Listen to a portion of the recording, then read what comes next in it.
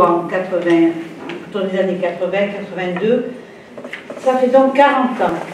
Mais il y a eu des années un peu d'éclipse, dans la mesure où j'étais professeur de lettres, il y a des années où je n'éditais pas, je n'avais pas le temps, où j'ai repassé l'agrégation, où je faisais autre chose, j'ai élevé mes enfants, et je l'avais créé sous forme associatif parce que c'est une maison d'édition quand même militante. Ces livres ne sont pas faciles à vivre, à vendre, à commercialiser, je pense que vous devez le savoir. C'est pour ça que j'ai développé d'autres collections plus faciles que la collection Zigane, mais j'ai commencé par cette collection, et c'est surtout de celle-là que je vais vous parler. Donc cette année, je vais d'ailleurs en fin d'année, ou au début, au début 2023, puisque ça sera encore ça sera les 40 ans, j'avais publié une épopée que j'ai écrite sur fond d'histoire des Ziganes, que j'ai écrite entre 77 et 79, et qui répond à la question qu'on me pose souvent: comment avez-vous croisé le chemin des Ziganes? Alors c'est lié à ma vie privée, donc je ne vais pas en parler ici, mais disons c'est une rencontre qui m'a mis sur le chemin de les connaître mieux. Et la personne qui me les a fait connaître est décédée, morte très vite, d'une manière, bon disons, pour dire vite, accidentelle, mais liée à du racisme. Et donc c'est vrai que j'ai été tentée de créer cette maison, en partie pour que cette mort ne soit pas morte pour rien, qu'il ne soit pas mort pour rien, mais croiser ce chemin m'intéressait, et j'ai cherché, j'étais au Maroc à l'époque, Sénégal et Maroc, j'enseignais là-bas, je me suis fait envoyer au Maroc toute la collection c'était en 80, 79-80, toute la collection de la revue Les Études Ziganes, que j'ai lue, parce que je ne connaissais rien à ce peuple, pas grand-chose, à part que j'avais aimé le cirque quand j'étais enfant, et j'aurais bien aimé devenir écuyère ou trapéziste, comme beaucoup d'enfants. Et j'ai lu toute cette collection, déjà, avant. Et puis, je suis arrivée en 80 au pèlerinage des Sainte-Marie-de-la-Mer, et j'ai cherché le Père Fleury, parce que je savais que c'était lui qui avait créé, après la guerre, l'aumônerie des Gitans, qui avait été aumônier du camp de Poitiers, sur la route de Limoges, qui avait tenu un journal du camp, qui avait été grand résistant, et qui avait son nom, c'est le deuxième à avoir son nom dans l'allée des Justes à Jérusalem, et sur le mur de la Shoah à Paris, le mur de marbre en extérieur, en deuxième nom, 1964, Père Jean Fleury. Dans le grand livre sur les Justes, il est cité. Je me suis dit, je n'étais plus catholique comme à 10 ans, mais je me suis dit, c'est un homme à connaître, et lui, il doit savoir où en est ce peuple. Et nous sommes liés d'amitié tout de suite. Je dois dire que je dois tout au Père Fleury. Il est mort peu après, dans des conditions dramatiques, le jour même où paraissait le premier livre de la collection du vieux Manouche Joseph Doer. Il était à Pau, il avait pris sa retraite dans une maison de jésuites, puisqu'il était jésuite, et Joseph Doer était aussi à Pau. C'était un lundi soir, je me souviens, c'est une anecdote quand même qui est remarquable, parce que tout ce chemin est parsemé de signes. Je ne pouvais faire qu'un paquet, on s'était battu pendant 1 an pour le financement, pour arriver à publier ce premier livre. Donc je me dis, je l'envoie à Joseph Doer, j'envoie Manouche. Comme ils sont à Pau tous les deux, il le portera au Père Fleury. Je pouvais faire qu'un paquet 7 heures du soir. Et Joseph Doer a reçu le livre le mercredi matin. Le Père Fleury a eu son attaque le mercredi midi. Il n'a jamais vu le livre. Et on avait prévu une grande fête le samedi. Le Père Lahaye, qui était aumônier là-bas à Pau aussi, m'a téléphoné juste au moment où je chargeais ma voiture. Le Père Fleury avait une attaque mercredi, il vient de mourir, on l'enterre lundi. Et voilà, je suis partie de Bordeaux à Pau, en amenant un livre qu'il ne verrait jamais. Mais pendant 2 ans, nous avons eu une longue correspondance, et j'ai connu ce milieu que j'appelle l'empire de la ziganologie, à travers cet aumônier, qui était admiré et en même temps considéré comme naïf par certaines personnes. Par exemple, il voulait faire connaître l'œuvre de Tikno Adjan, qui n'a pas été citée par Jeanne. Tikno Adjan, qui était interné dans le camp de Montreuil-Bellay, et qui était un Rome, dont l'existence a été mise en doute. Alors il y a toute une histoire, toute une polémique autour de Tikno Adjan, poète Rome. Comment il s'appelle? Tikno Adjan. Tikno Adjan. Et donc le père Fleury, je l'ai retrouvé après, c'était en mai, en septembre, à Lourdes, où il avait créé le pèlerinage de Lourdes, en 56, et à l'époque, il y avait beaucoup de prêtres, de frères, de sœurs, de toutes sortes de gens qui s'intéressaient à la culture tzigane et qui étaient certains dédiés, qui vivaient pratiquement parmi eux. Et donc on mangeait tous ensemble. Moi je découvrais, j'avais fait une souscription pour le premier livre, j'ai commencé sans argent, et je vois le père Fleury qui traverse la salle, toujours avec ses souliers cloutés qui faisaient du bruit, et solennellement il me met dans les bras le manuscrit et il me dit: il faut publier le manuscrit du pauvre. Et lui avait passé beaucoup de temps sur cette écriture phonétique, ce vieux chef de clan, pour l'écrire, pour la transcrire en phrases lisibles. Et c'est comme ça que ça a commencé. Alors ce livre est épuisé, c'est un livre culte, il faudrait le réimprimer. Il n'est pas impossible que je le fasse parce que d'habitude les tziganes, quand la personne est morte, ne veulent pas qu'on réédite un livre, sa parole, comme quand on voit les photos. Et bien au contraire... C'est ce que fait la fille de Matteo Maximoff, elle ne veut pas qu'on touche à ses... Non, peut-être pas, mais elle est tout à fait favorable à des rééditions. Non, mais elle... Ah ben certaines, je gère le patrimoine de son père avec elle. On m'avait dit ça à la FNASAT. Oui, mais moi, je vis auprès de ces gens-là. C'est pas la FNASAT que j'écoute, c'est nous là. Et quand je vais chez elle, on parle des prochaines rééditions de livres de son père que j'ai édité, le prix de la liberté sur l'esclavage en Roumanie, qui est un livre extraordinaire, et Sabina, qui se passe en Russie en 1902, qui est très très beau aussi, sur la crise. Non, alors Nouka, elle est de toute façon, elle est quand même très mixte, et sa culture est une culture mixte. Elle défend le patrimoine de son père. Mais la famille de Joseph Dauer aussi, ce sont des manouches très traditionnelles de la région de Pau, ils veulent absolument qu'on refasse cet ouvrage.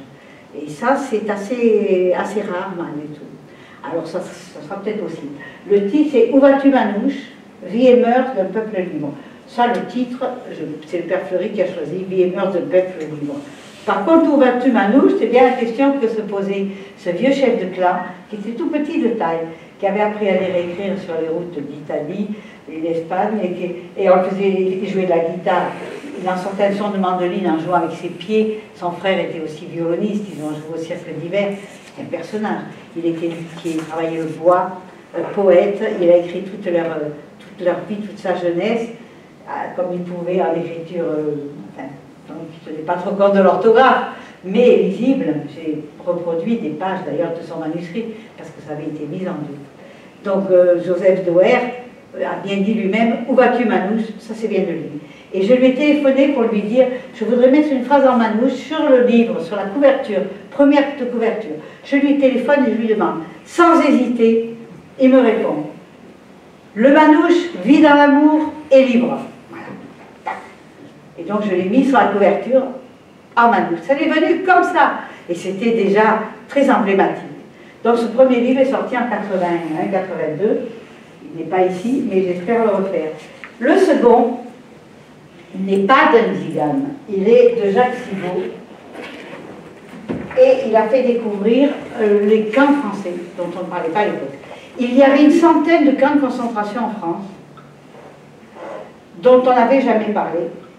Et il se trouve que près d'Aix, où j'étais à l'époque de ma jeunesse, où j'ai fait mes études, il y avait un autre camp, le camp des Milles, où étaient internés des Juifs notamment, où il y a encore des fresques et des dessins, voilà, on a aujourd'hui abusé. Et donc je me suis liée d'amitié avec Jacques Grandjean, qui a écrit, un historien, un professeur d'allemand à l'université, qui a écrit un livre sur le camp des Milles, et qui m'a aidé à faire la bibliographie de ce livre-là. Il y a une centaine de pages d'annexes, donc un document sur Wiesenthal, affronté à Elie Wiesel, c'est magnifique dans les annexes de ce livre, autour du nombre de morts. Tu as parlé tout à l'heure du nombre de morts, Jeanne. Wiesenthal parle de plusieurs millions. On peut aller jusque-là. Ces annexes sont magnifiques. Et Wiesel a tout fait pour qu'il n'y ait pas de Rome au Conseil représentant aux États-Unis, représentant les déportés. Il voulait que les Juifs aient le monopole de l'Holocauste. C'était très compliqué. Et c'est après la disparition d'Elie Wiesel que ça a pu se faire. Mais Wiesenthal, lui, était merveilleux.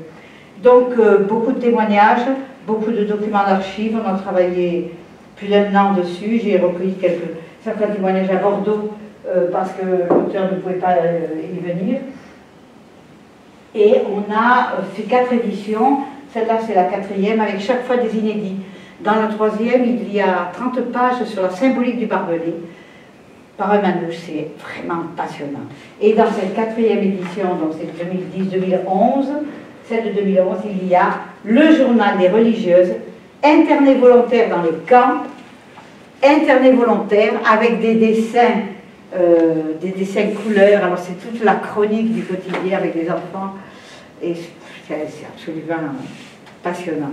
Malheureusement, Jacques Sigaud est malade, a eu plusieurs AVC, mais on a pendant presque 40 ans, on s'est battu pour la reconnaissance des camps français, tous les deux. Et peu à peu, alors il est entré dans l'Institut du temps présent, l'histoire du temps présent, avec, quand ça a été créé, avec Henriette Asselineau et quelques autres. Et il a donné beaucoup de documents à d'autres qui ont travaillé par la suite. Ce livre a servi de base à toutes les recherches ultérieures, notamment celle de Marie-Christine Hubert, qui a fait une thèse, donc, qui le cite, je pense, soit 80 ou 90 fois dans son bouquin, elle cite celui de Jacques Sigaud. C'est une monographie, il parle surtout du camp de Montreuil-Bellay. Mais c'est le seul camp dont on avait toutes les archives, non classées, mais complètes. Et donc ça a beaucoup aidé pour les autres pays. Il y avait quand même des documents sur les parcours des manouches qui ont fait souvent plusieurs camps. C'était le plus grand. Alors on appelait pudiquement ces camps d'internement. On n'a pas voulu, sur la stèle et ensuite le monument, on n'a pas voulu mettre le mot concentration, mais c'est bien le mot concentration, qui est un peu tabou pour les camps français. Et malgré tout, on s'est battu, nous, pour la reconnaissance aussi du mot. Pas d'extermination, et c'est vrai que les Allemands n'ont jamais mis les pieds dans ce camp. Gurs et Strutdorf, c'était vraiment géré par les nazis, mais les autres camps français, c'était souvent géré par des Français. Mais de manière complexe, parce que le directeur et le sous-directeur du camp étaient des résistants.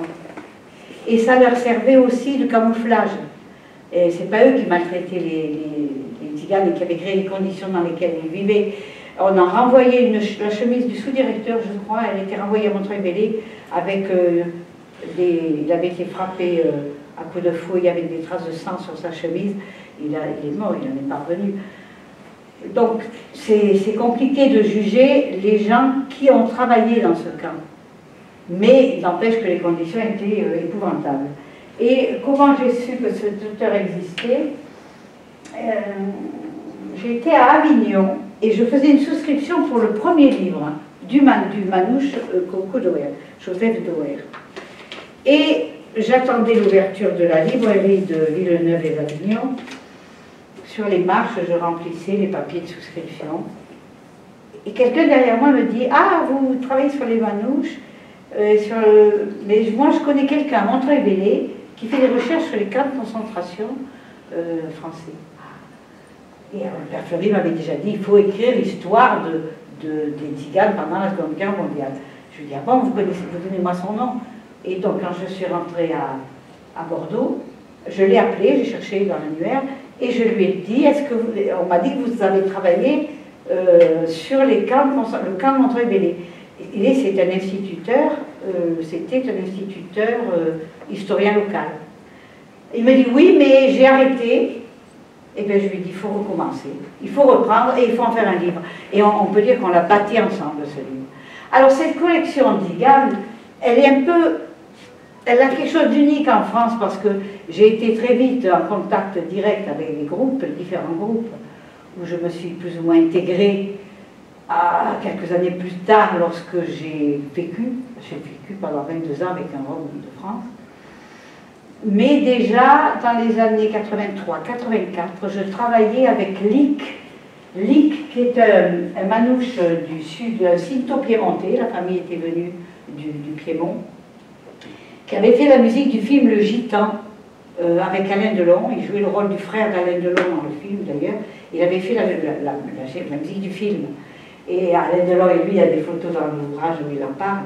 On dirait deux frères, ils étaient jeunes tous les deux. Et donc il raconte dans son deuxième livre, que j'ai publié par la suite, d'une part, comment je suis arrivée dans le groupe, il en parle un peu, mais aussi, il y a une photo où je suis avec Yoshka, l'autre Moni, le père Barthélemy. Et puis la fameuse tournée des Nuits d'Igam en 85, de Cannes à Perpignan, 55 galas extraordinaires, avec tous les groupes de musique représentés. C'était Lick qui était le directeur de la tournée, et le tournage du film, il le raconte aussi. Là, il est avec son fils, Yogal, qui est le meilleur violoniste de la Côte d'Azur, qui a la double culture, qui a fait le conservatoire de Cannes. Et alors, il joue manouche, il joue classique, il improvise, mais actuellement, il n'est pas le premier, parce que vivre de la musique, ça devient difficile, avec tout ce qui s'est passé en plus. Et là, c'est une photo où Yogal, son fils, un de ses deux fils, est auditionné par Yehudi Menuhin. Yehudi Menuhin est devenu un ami qui a soutenu ma collection d'Igan. Et il voulait l'intégrer dans son école. Il avait créé une association Muse pour apprendre la musique à des enfants défavorisés dans tous les pays d'Europe. Et Lick a écrit un Noël du petit Cinto, un Noël d'un enfant de Zigan. Yehudi Menuhin s'intéressait beaucoup à ce qu'écrivait Lick, puisqu'il n'était pas seulement musicien et auteur-compositeur de chansons, il écrivait autre chose. Et son fils, il l'aurait bien vu dans son école. Mais quand il l'a entendu jouer et qu'il l'a vu, il avait 16 ans, Yogan, il a dit « Tu seras malheureux chez nous, continue à ta façon ». Mais Yehudi Menuhin a financé la photogravure du tome 1 de ce livre de Vania Gila que j'ai publié par la suite, et il a d'ailleurs signé la 4e couverture. C'était le roi des serpents, des contes, et là c'est la prière des loups, dont tu as parlé tout à l'heure. Tu as cité un des textes où ils creusent leur tombe dans les... C'était le... Est-ce que je peux me permettre de dire quelque chose à propos de la prière des loups? Oui. C'est un livre tellement génial qu'il y a un lexique romani-hindi français qu'on ne peut trouver nulle part. Non, puis en plus, il y a les racines du sanskrit. Les racines sanskrit. Dans le tome 2, oui. Un boulot extraordinaire. Mais il ne l'a pas fait seul, il l'a fait avec Jean-Claude Maigret, qui était un peu son fils spirituel, qui est mort malheureusement. Ce livre est vraiment... La mise en page a été épouvantable, des 2 tomes, avec les notes à côté. Ça a été très difficile à faire. Et je dois beaucoup à Huguette Tanguy, qui était la secrétaire de Vania Gila. Huguette Tanguy, qui était militante aussi, qui était paralysée dans un fauteuil roulant depuis des années, et qui m'a aidée à le financer. J'ai été aidée dans ce parcours financièrement par Yehudi Menuhin, par Huguette, et aussi par quelques subventions du Conseil général, quand je suis revenue du Conseil général du Conseil régional, quand je suis revenue dans le Midi, parce qu'à Bordeaux, je me suis grillée très vite. D'une part, première ligne manouche, le milieu snob de la littérature. Le deuxième, les camps. En plus, on parlait de Mérignac. Il y avait eu un camp Mérignac aussi, près de Bordeaux. Oh là là. Après, les Requiem pour une Garonne défunte, la politique du fleuve abandonnée. Ça. Et puis, pour finir, l'affaire Papon, j'ai travaillé avec Michel Sitensky. Et alors, je travaillais sur Papon à l'époque, en 86. Ça m'a fait mal voir aussi. Donc, à Bordeaux, je ne pouvais rien attendre. Mais dans le Midi, j'ai été soutenue, et notamment celui-ci, qui est ma thèse. J'ai fait une thèse très tardive de littérature comparée, pour le plaisir. C'est un chef-d'œuvre de la littérature humaine, donc, que j'ai adapté en vers français, un poème épique, Tigania, où les Tiganes sont les Roms de Roumanie, sont les héros, si on peut dire héros, dans une œuvre héroïque comique, très burlesque. Et c'est le Conseil général qui m'a aidé à le financer. Mais actuellement, il ne finance plus que des photos. Ma sœur, il m'a dit pour ce livre, ça c'est la Bible de Rome. Ça pourrait, parce que comment j'en ai eu connaissance, j'étais chez des cousins de mon compagnon, Rome, donc chez Vanco à Toulon, et il y avait un avocat, parce que quand même en Roumanie, il y a, comme dans tous les pays de l'Est, une intelligentsia tzigane. Donc c'était un avocat Rome de Roumanie qui était là en visite, et qui me dit, le chef-d'œuvre de la littérature roumaine, c'est un Rome qui l'a écrit. Je trouvais ça bizarre, mais ça m'intéressait drôlement. Il a fallu un an pour en avoir un exemplaire en roumain, ça n'avait pas jamais été traduit. Et donc j'ai branché, bonjour, j'ai branché un universitaire d'Aix, puisque j'étais sur Aix, Valérie Rusu. Je l'ai branché sur la traduction, et j'ai obtenu une subvention aussi pour sa traduction, et il l'a traduit au mot à mot, littéralement. Mais moi j'ai cru pouvoir le publier, c'était impubliable, parce qu'il n'y avait pas de vers, pas de rythme, il fallait en faire un poème. À partir de ce texte, il ne me l'a jamais pardonné. Il est mort au moment où je soutenu ma thèse, mais j'ai jamais cédé, j'en avais parlé à des bibliothèques, à des libraires, c'était pas possible. Il fallait faire un poème à partir de sa traduction littérale. Et moi, pour le publier, je me dis quand même, je ne vais pas travailler de ces 9000 vers à traduire uniquement pour le publier. Et j'ai posé mon sujet de thèse à ce moment-là. Je me suis dit, ben, je vais faire une thèse là-dessus. Comme j'avais déjà travaillé sur les problèmes de la traductologie avec cette édition, cette traduction inédite du roman Sérogitan de Lorca, avec un poète hispanisant, un universitaire de Perpignan, la question de la traduction me titillait un peu. Et donc, je n'ai pas cédé, et ça a pris 15 ans. Voilà, je travaillais 15 ans, mais surtout l'été, à des moments un peu libres, sur cette adaptation, et en octosyllabe. Parce que l'original était en décasyllabe, vers de 10. C'est le vers épique, c'est le vers Voltaire, beaucoup de...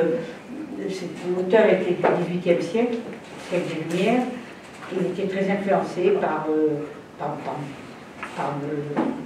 Montesquieu, Voltaire, la Poussette d'Orléans, les épopées de Voltaire, et aussi par Rabelais, par Don Quichotte, enfin beaucoup de choses. Mais le vers épique, moi je le trouvais monotone.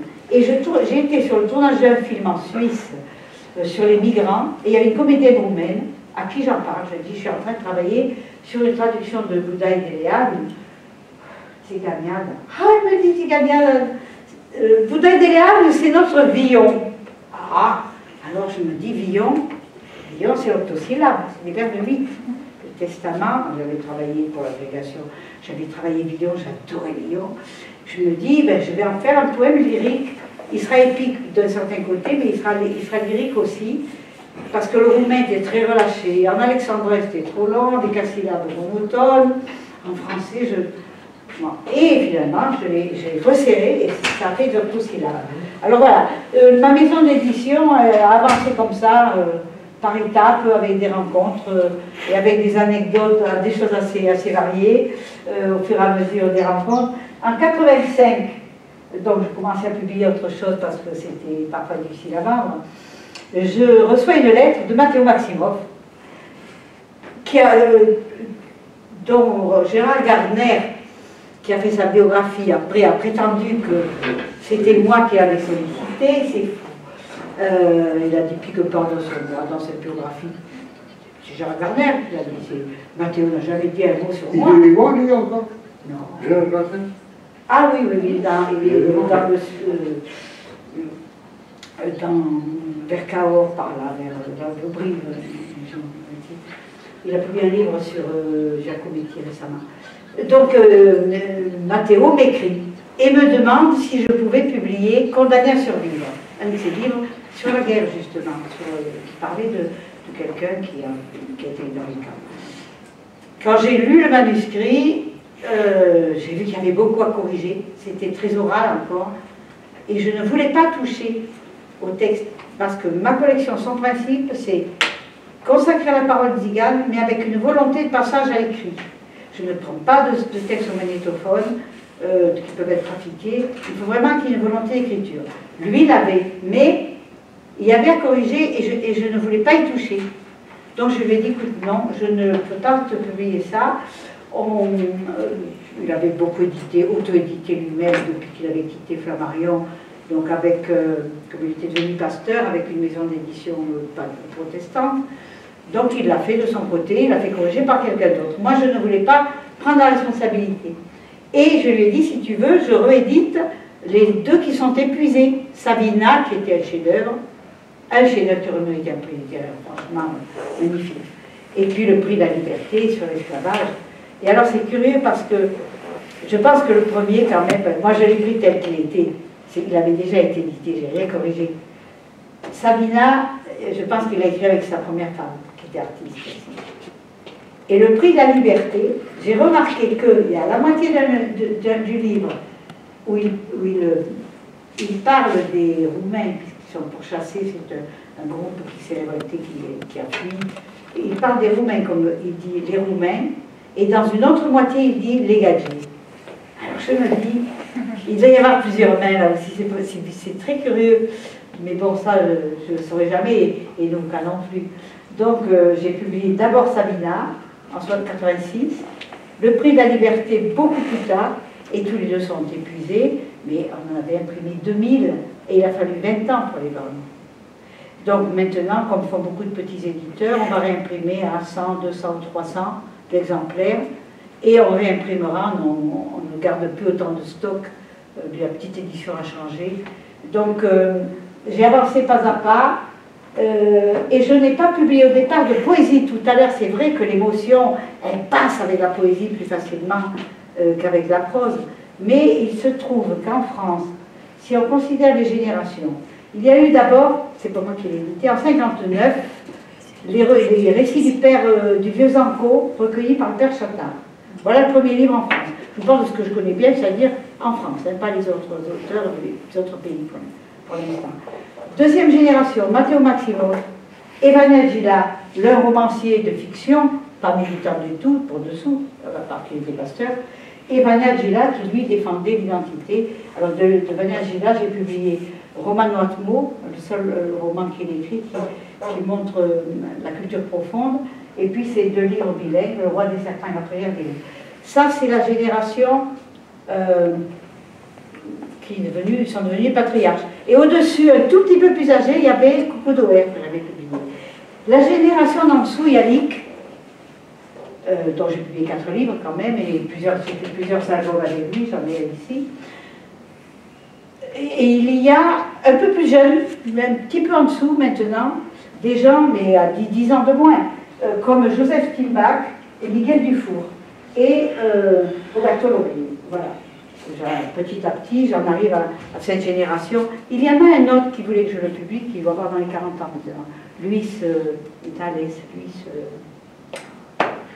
ça y est, son nom m'échappe. Et il a publié, s'est débrouillé pour publier ailleurs. Donc Miguel Dufour, c'est vraiment un grand poète.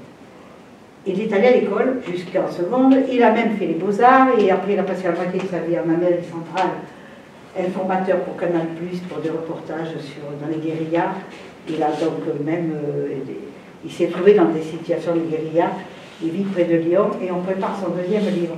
Le premier s'intitule « Que la route est longue », c'est déjà tout un programme, et le second, ça sera « Des cicatrices pour survivre ». Alors là, j'ai juste à corriger l'orthographe et quelques points, je ne touche pas au texte. De Joseph Timbach, non plus, je ne touche pas au texte. Par contre, il a été transcrit de l'oralité, mais elle est très fidèle à ce qu'il lui dit, par Maryse Gargot, qui a travaillé au Secours catholique et qui a été visiteuse de prison, où elle l'a rencontré, où il a passé 20 ans en prison, toute sa jeunesse. Il a perdu un enfant, il l'a dit un an après. Il n'avait tué personne, mais il n'a pas voulu dénoncer qui avait tué dans un braquage, qui avait tué un gendarme. Il est sorti à 40 ans. Un homme extraordinaire. Extraordinaire, Joseph Timbach. Il a refait sa vie, il avait un petit garçon qui maintenant a 20 ans. Et une sensibilité, une délicatesse. Et il a écrit ses contes super. Vitsego, c'est le prénom de son fils. Alors là, il parle des camps aussi. Et il rêve de la vieille Manouche. Donc, c'est le premier que j'ai publié de lui. Il en a fait 5 livres, un peu l'Harmattan aussi, pas tout chez moi. Et celui-ci, qui est plus récent, Une étoile filante me guide vers les chevaux sauvages. Par contre, les titres, je les choisis avec eux et je les prends dans le livre. Et je cherche une phrase qu'ils ont écrite qui conviendrait bien pour le titre. Donc, je n'y touche pas, mais il faut que ça porte, quoi. Et Tségo, c'est magnifique. Alors, on a fait 2 fois 500 exemplaires, et là, on vient d'en retirer encore 500. Mais là, on en a pour 10 ans. Parce que plus personne ne s'intéresse à la littérature tzigane en France. Plus personne. Sauf des gens qui ont perdu leurs racines, qui viennent presque pleurer sur mon stand. Et, oh là là, je cherche des livres, je sens que je sais que ma grand-mère, nana, machin. Je veux connaître un peu plus, voilà. Mais égalité, fraternité. Les tziganes eux-mêmes en France ne lisent pas ce genre de livres. Les enfants de l'IC, qui ont tous fait lycée, me disent oh ben, je verrai quand je plus tard, quand j'aurai 50, 60 ans. De toute façon, ce que mon père écrit, je n'ai pas besoin de le lire, je le sais. Je sais, je le vis, je l'ai vécu, il me l'a raconté, pourquoi je le dirais? Et puis il y a ceux qui disent oh, les livres. Le premier livre que j'ai trouvé, c'est sur une décharge. Si on fait des livres pour les jeter à la poubelle, et je me demandais pourquoi. Mais c'est vrai, beaucoup de revues et de livres finissent dans les décharges. Et je me suis dit, mais quelle image nous donnons au Rome de la littérature. Même les bibliothèques se débarrassent des livres maintenant, il y a trop de place. Tout devient numérique et virtuel. C'est un autre problème. Donc, Joseph Timbach et Miguel Dufour, 2 grands poètes, mais Joseph est en plus philosophe, et il a une troupe, il a créé une troupe familiale, et il joue des scènes, il invente des scènes, des chorégraphies magnifiques. Il participe à des festivals, voilà. Donc, je vous ai à peu près tout dit. Le Niglo facétieux, c'est la seule première bande dessinée vendue en librairie aussi, sur les Roms de toute l'Europe, invendable en librairie. Je ne sais pas pourquoi. Et alors, il y a une préface de Roberto Laurier, le romancier que je vous ai montré, et donc dans plusieurs langues, l'introduction de l'auteur, qui est gitan andalou d'origine. Alors c'est plein d'humour. Pourquoi ça se vend Mais pas? je ne sais pas, c'est mystérieux la vente des livres. Je le vois tout le temps des passages sur Facebook. Ah ben oui, ben, comme Roberto pour son roman historique. Je finirai sur les romans de Roberto. Bon. Interdit aux nomades. Donc lui il déplace les lettres. Et voilà. Terrain dit nomade. Voilà. C'est absolument adorable. Ça a tellement plu à Émilien Bouglione, le directeur du Cirque d'hiver, qui a 85 ans maintenant. Le téléphone un jour, c'était dans le RER. Je voudrais parler à Ricardo. Bon, et je lui dis, écoutez, c'est son éditrice, je ne peux pas vous le passer. Mais qu'est-ce que vous voulez alors? Ben, je ne sais pas qui c'était. Il me dit, je voudrais un autre exemplaire, j'ai le Niglo facétieux, j'en voudrais un autre. Je peux vous l'envoyer ou vous le porter si vous êtes à Paris. Vous êtes à Paris? Oui. On peut donner moi votre adresse. Ben, venez au Cirque d'hiver. Et vous sonnez à tel endroit derrière, là, et vous demandez Émilien.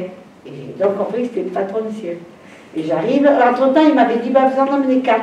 Et je lui ai amené des dessins de Ricardo, il adorait. Et il me dit, il faudrait faire un livre sur le cirque. Alors, Ricardo a fait le livre, et c'est sur un petit Dajo et un petit Manouche. Le petit circassien, il va à l'école quand même de temps en temps.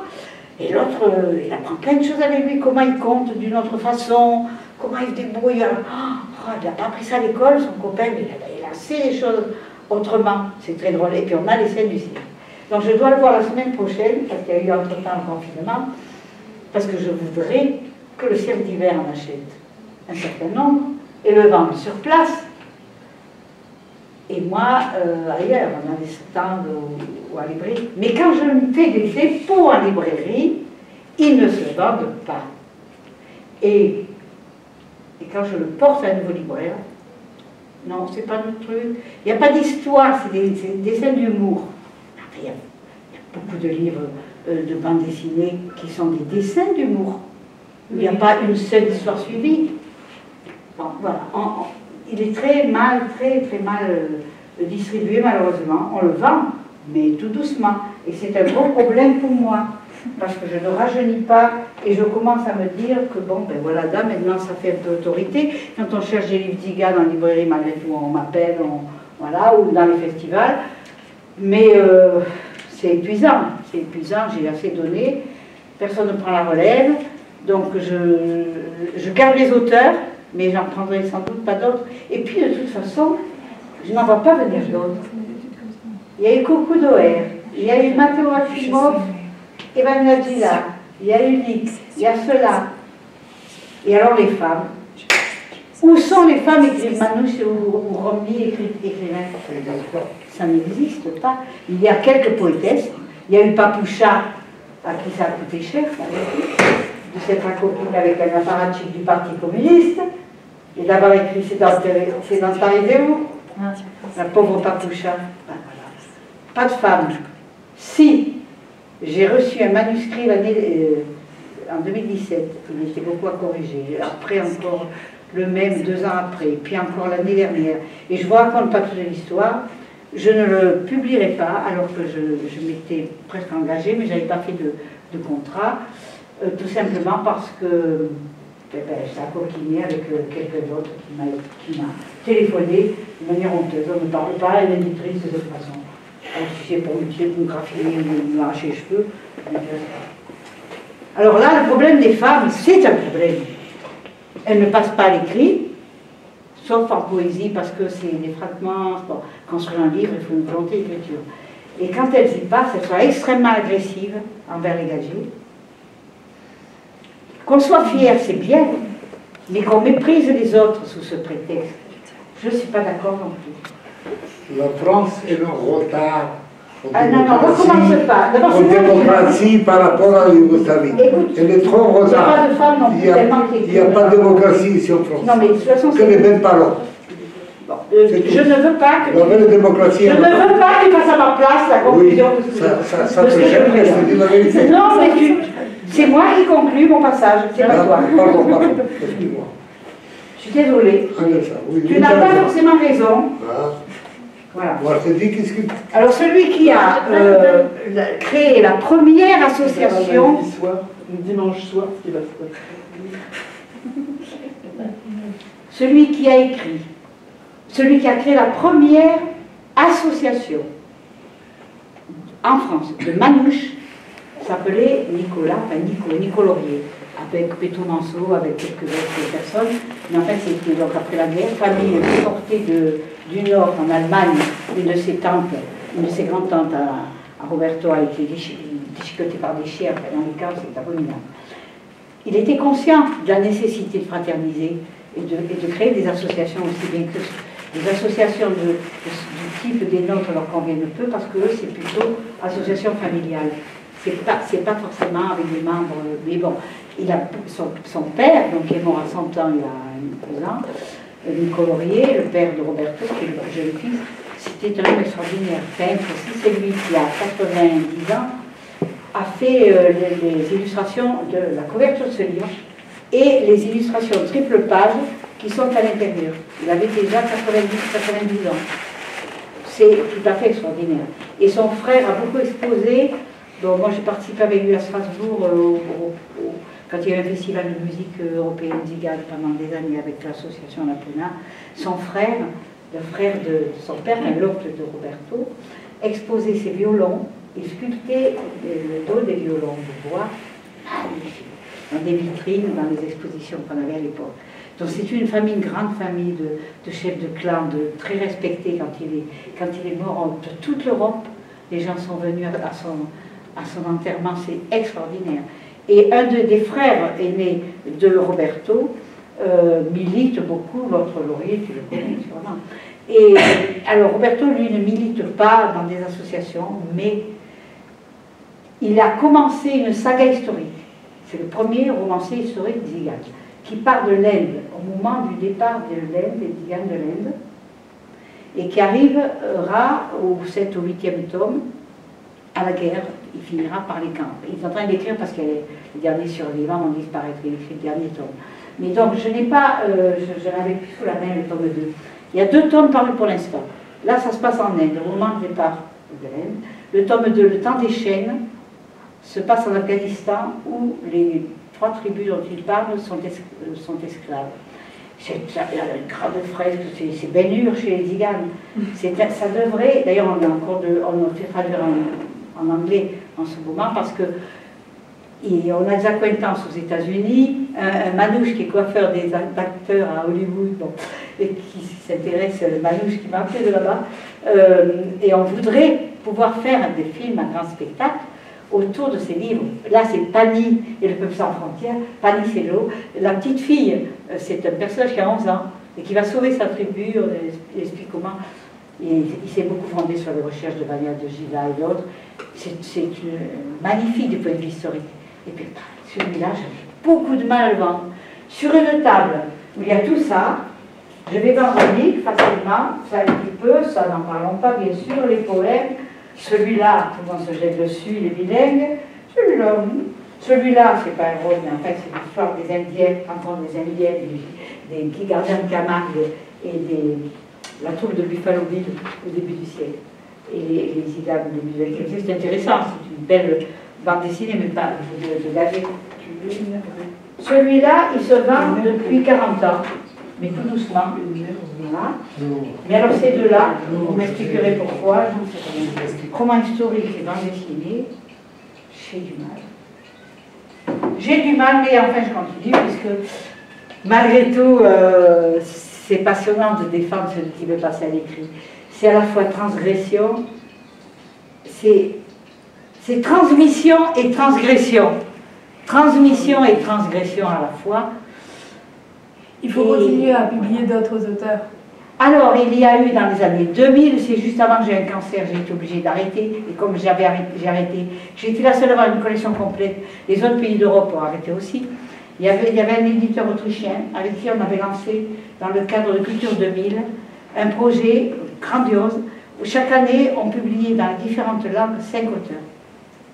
5 auteurs de différents pays. Ça aurait été fabuleux. Ça, c'est quelque chose que j'aurais aimé pouvoir faire. Pas rester sur la France. Et puis après, il a pris sa retraite. Bon, il a été laissé par les livres, le roman historique, justement. Sur l'Allemagne, je pense qu'on va réussir à le traduire. Mais il faut une telle volonté, à la fois littéraire et militante, que ce feu n'existe. Et financière, parce qu'aujourd'hui, alors je ne vous dis pas, en plus, dans le Midi, là, le conseil régional est passé à droite, rien à foutre de ce que je fais. Et même au contraire, j'aimerais bien que j'arrête. Et donc, il faut trouver des financements complémentaires, des publicitaires. Moi, je ne suis pas contre de mettre sur la 4e de couverture d'un livre une publicité pour une marque de caravane. Pourquoi pas? C'est pour la bonne cause qu'on peut utiliser l'argent. Vive l'édition Zigane. Et là, on peut les acheter, là? Bien sûr.